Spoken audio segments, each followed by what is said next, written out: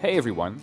Right now I would like to talk to you about flows and interfaces, what they mean to our product, how they work, and how we can use them. With ConnectPlaza, all integration work is done using components, as we have seen before. For all types of protocols, data conversions, enrichments or logic functions, we have standardized components in place. These can be found on the right side of the screen in the type library. The type library contains components for three kinds of uses: consumers, services, and producers. Each component has a specific place and function in our integration flow. Consumer components are designed to receive or extract information from an application, API, data source, or protocol into our flow. This can be done either actively through polling or passively through, for instance, HTTP services.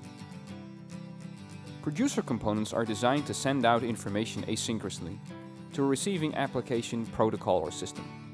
This is done by sending out information in a fire and forget manner, like writing files, uploading to an FTP server, or sending out an email.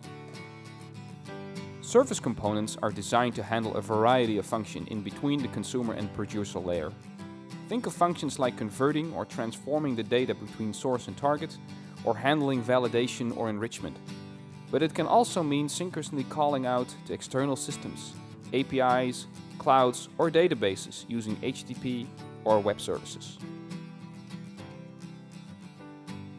When we want to configure integration, we can start to assemble our components into what we call a flow. A flow is a singular mechanism to performantly and reliably handle the transfer of data from one place to the next. This can entertain connecting to legacy systems and exposing data as a REST API, transferring files, or even connecting to app servers or databases. Each flow uses the consumer, services, and producer components to make this happen. By dragging and dropping the components onto the canvas in the middle, you can start configuring your flow. Be sure to configure each component as you go along, as it is required to fill out the mandatory fields for the agent to do its job. By configuring flows, you are creating a blueprint in the cloud of your architecture that you can deploy later.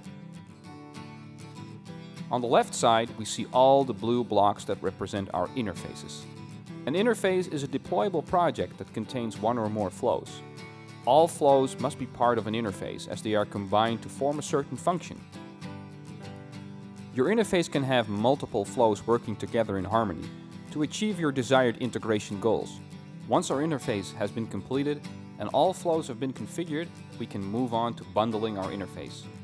This means that we are going to create a deployable unit that can be installed onto our runtime environment when we are ready for testing or placing an interface into production. If you are interested in our product, please try it for free now, and please feel free to like and subscribe to our YouTube channel and watch all other great videos on our products, explore our possibilities, or follow our tutorials online. Thanks for watching.